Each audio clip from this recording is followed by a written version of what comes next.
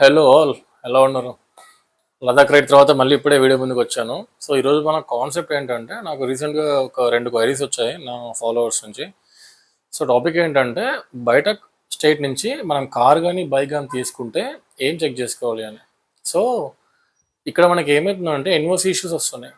ఎలా అంటే car bike కానీ బయట స్టేట్ నుంచి కొంటారు, కొన్నప్పుడు అక్కడ నుంచి కొంతమంది ఎన్ఓసి చేపించుకొని వస్తారు ఇక్కడికి, మన తెలంగాణ స్టేట్కి.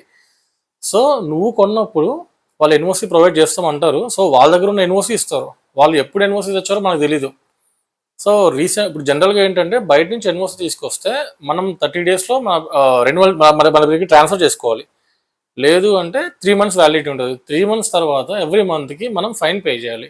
నువ్వు ఒకసారి ఎన్ఓసి పేపర్ తీసుకొని ఆటో ఆఫీస్కి పోతే అప్పుడు వాళ్ళు చెప్తారు, బాబు ఇన్ని మంత్స్ ఇంత తెచ్చి ఎన్ఓసి వచ్చి ఇంత ఫైన్ అని.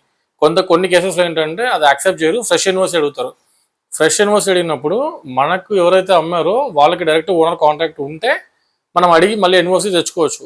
అక్కడ కాంటాక్ట్ లేదు అంటే మాత్రం మనం ఇక్కడ వచ్చినట్టు ఫైన్ కట్టుకోవాల్సింది. ఒకవేళ యాక్సెప్ట్ చేయకపోతే ఇంకా అదంతే.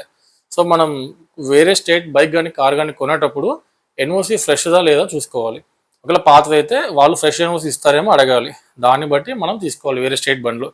అలా లేకుండా తీసుకుంటే మాత్రం ఇబ్బంది పడతాం. సో ఇది మీకు యూజ్ అవుతుంది అనుకుంటున్నా.